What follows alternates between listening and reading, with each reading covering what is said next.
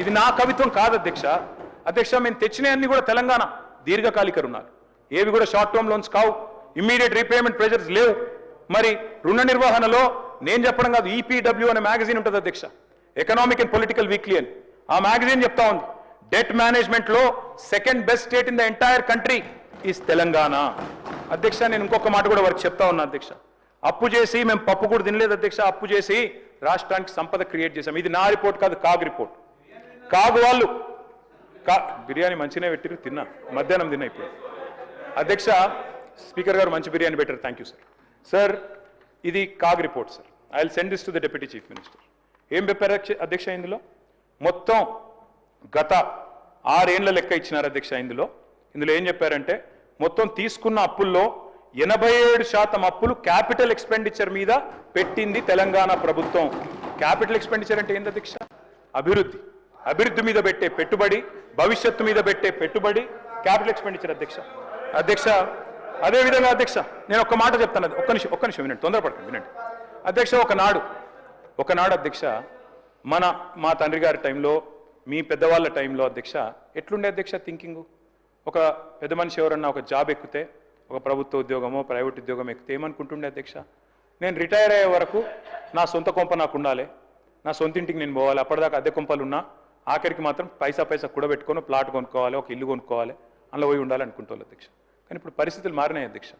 ఈరోజు నా పిల్లల తరం, మీ పిల్లల తరానికి వస్తే అధ్యక్ష ఏం జరుగుతుంది అధ్యక్ష? ఈరోజు ఒక ఐటీ ఉద్యోగమో, ప్రైవేట్ రంగమో, గవర్నమెంట్ ఉద్యోగమో రాగానే చేస్తున్న మొదటి పని ఏంది అధ్యక్ష? వెంటనే ఫస్ట్ ఇల్లు కొంటారు, 3వ నెలలో 2వ నెలలో కారు కొంటారు. ఒకప్పుడేమో లాస్ట్ డ్రీమ్ అది, రిటైర్ అయ్యే నాటికి ఇల్లు ఉండాలి అందరూ. కానీ ఇవాళ మాత్రం ఫస్ట్ మంత్, సెకండ్ మంత్లే కొంటున్నారు. ఏం మారింది అధ్యక్ష? ఏం మారింది అంటే ఆలోచన విధానం మారింది.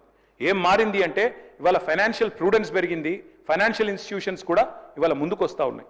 అందుకే నేను అడుగుతా ఉన్నా అధ్యక్ష, మనం ఒకవేళ ప్రొడక్టివ్ సెక్టర్లో ఇప్పుడు నేను చెప్పినట్టు 87% కనుక లోన్ తీసుకున్నా, అది భవిష్యత్తు మీద పెట్టుబడి పెడితే, భవిష్యత్తుకు అవసరపడే పనుల మీద పెట్టుబడి పెడితే అది పెట్టుబడి అయితే తప్ప డెట్ ఎట్లయితుంది? నువ్వు సంపదను పునరుత్పత్తి చేయగలిగితే, ప్రొడక్టివ్ సెక్టర్లో పెడితే అది తప్పెట్లయితుంది అధ్యక్ష? నేను ఇవాళ కూడా గవర్నమెంట్ కూడా డెట్ తెస్తున్నది, నేను తప్పు పట్టట్లేదు. నేనేమంటున్నా, తెచ్చిన డెట్ని ప్రొడక్టివ్గా ఇన్వెస్ట్ చేయండి, మళ్ళీ పైసలు సృష్టించే దాని మీద ఇన్వెస్ట్ చేయండి. మేము తప్పు పట్టట్లేదు, మాకంటే ఎక్కువ అప్పులు చేస్తున్నారు అని బదనాం చేస్తలేను. మళ్ళీ ఒక్కొక్క రూపాయికి 4 రూపాయలు, 2 రూపాయలు, 3 రూపాయలు తెచ్చే ఉపాయం చూడండి, రిటర్న్ ఆన్ ఇన్వెస్ట్మెంట్ చూడండి అధ్యక్ష. మరి ఈరోజు మనం ఒక్క మాట గుర్తుపెట్టుకోవాలి అధ్యక్ష, మన రాష్ట్రాన్ని ఇవాళ 26.2 మన డెట్ జిఎస్డిపి పర్సెంటేజ్. భారతదేశం యొక్క పర్సెంటేజ్ ఎంత అధ్యక్ష? Debt GDP 57%. అమెరికా ఎంత అధ్యక్ష? అమెరికా లాంటి దేశం 129%. అదేవిధంగా జపాన్ అధ్యక్ష, ఎదిగిన దేశాల్లో జపాను, అమెరికా ఇవే చెప్తారు అధ్యక్ష, దాదాపు 269 డెట్ జిఎస్డిపి రేషియో అధ్యక్ష. అదేవిధంగా సింగపూర్ 214. నేను ఎందుకు చెప్తున్నా అంటే, వేరే దేశాలు ఎందుకు చెప్తున్నా అంటే, ఎదిగిన ఏ దేశమైనా, నేను ఒకటి అడుగుతా అధ్యక్ష, ఈరోజు ఇక్కడ మనం 119 మంది ఉన్నాం, ఏ ఒక్కళ్ళని అప్పులేని వాళ్ళు ఉన్నారా సార్? ఇక్కడ అప్పులేని వాళ్ళు ఎవరైనా ఉన్నారా? డెట్ ఫ్రీ ఎవరైనా ఉన్నారా సార్? ఉండరు సార్. ఒక బట్టన్ ఉన్నాడు, అన్న యువర్ గ్రేట్ అన్న, మీరు ఒక్కరే, మీరు చూడండి, ఎవరు చెప్తలేరు, మీరు ఒక్కరే. ఫైనాన్స్ మినిస్టర్ సార్, వారు ఫైనాన్స్ మినిస్టర్ కాబట్టి వారికి నడుస్తారు సార్, మిగతా వాళ్ళకి నడవదు అధ్యక్ష. నేను ఒక్క మాట అడుగుతున్నా అధ్యక్ష, మనందరం కూడా గుండె మీద చేసుకుని ఆలోచించాలి అధ్యక్ష. ఆ రోజు 2014లో రాష్ట్రంలో భూముల విలువ ఎంత అధ్యక్ష? ఈరోజు ఎంత అధ్యక్ష? మీ వికారాబాద్లో, నవాబ్పేటలో, మోమిన్పేటలో, అక్కడ మర్పల్లిలో, దరూరులో ఎంత ఉండే సార్? ఈరోజు ఎంత అయింది? పెరగలేదా సార్?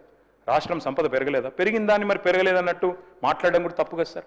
అధ్యక్ష, నేను ఇంకొక మాట చెప్తాను అధ్యక్ష, తెలంగాణ ఏర్పడిన తర్వాత ప్రతి సెక్టర్లో మనం ఇన్వెస్ట్మెంట్ చేసినాం, డబ్బులు తెచ్చి పెట్టుబడి భవిష్యత్తు మీద పెట్టినాం. ఒక ఇరిగేషన్ తీసుకుంటే ఎన్ని ప్రాజెక్టులు కట్టినాం సార్? ఒక 218 టీఎంసీల నిల్వ సామర్థ్యాన్ని కొత్తగా 9.5 ఏళ్లలో యాడ్ చేసినాం. కాళేశ్వరం కానీ, ఎంఎంఆర్ కానీ, గౌరవెల్లి కానీ, కేఎల్ఐ కానీ, చెప్తా కాళేశ్వరం గురించి కూడా చెప్తా, తొందరపడకు, చెప్తా నెట్టంపాడు కానీ, భీమా కానీ, తుమ్మిళ్ళ కానీ, భక్తరామదాస్ కానీ, చెనాకా, కొరాటా కానీ, ఇవన్నీ జరగలేదు అధ్యక్ష. బ్రహ్మాండంగా ఒక్క సాగునీటి రంగం మీదనే 1000 కోట్ల రూపాయలు ఖర్చు పెట్టినాం అధ్యక్ష. మిషన్ కాకతీయ 22,627 చెరువులను బాగు చేసుకున్నాం.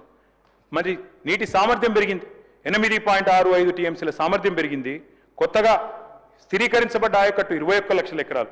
అదేవిధంగా నంబర్ 1 స్టేట్ అయింది అధ్యక్ష. ఒకనాడు రొయ్యలు, చేపలు అంటే ఆంధ్ర గురించి చెప్పేది, కానీ ఈరోజు Matsya Sampada number 1 state in inland fisheries in the entire country sir is Telangana. Number 1 state in inland fisheries, Matsya Sampada సృష్టించడంలో ఇవాళ నంబర్ 1 స్టేట్ గా తెలంగాణ ఉంది. ఎందుకంటే మిషన్ కాకతీయ ద్వారా 5,464 కోట్లు ఖర్చు పెట్టినాం. అధ్యక్ష, సంపద పెరిగిందని నేను అంటున్నా. ఎట్లా పెరిగింది అధ్యక్ష?